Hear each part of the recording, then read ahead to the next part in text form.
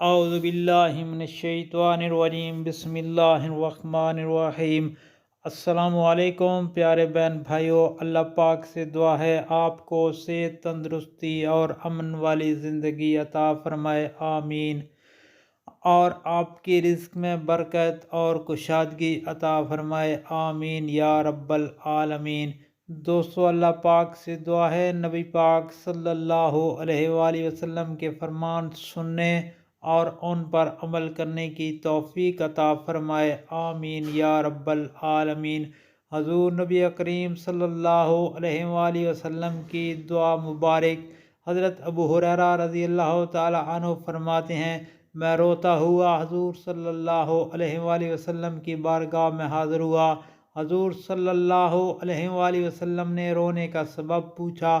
میں نے عرض کیا، حضور مجھے اپنی ماں سے بڑا پیار ہے، لیکن وہ مسلمان نہیں ہوتی، اور میں نہیں چاہتا قیامت کے دن میں جنت میں جاؤں اور وہ میرے سامنے دوزخ میں جائے، لہذا دعا فرما دیں اللہ تعالیٰ اس کو ایمان عطا فرمائے۔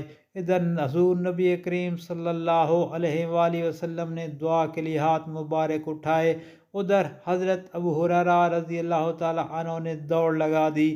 دیکھنے والے حیران تھے۔ جب ابو ہریرہ رضی اللہ تعالیٰ عنہ واپس آئے تو صحابہ کرام رضوان اللہ علیہم اجمعین نے پوچھا، آج آپ نے ایسا کیوں کیا؟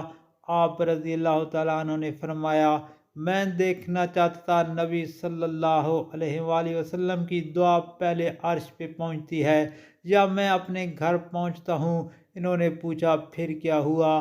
آپ رضی اللہ تعالیٰ عنہ نے فرمایا، نبی کریم صلی اللہ علیہ وآلہ وسلم کی دعا پہلے پہنچ گئی، کیونکہ میں گھر گیا تو میری ماں مسلمان ہو چکی تھی۔ دوستو، یہ مسلم شریف کی حدیث شریف ہے اور بہت ہی پیاری اور بہت ہی مقدس حدیث ہے۔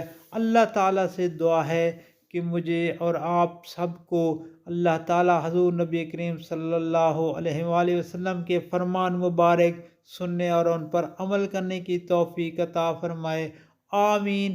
دوستو، نبی پاک صلی اللہ علیہ وآلہ وسلم کی دعا آگے شیئر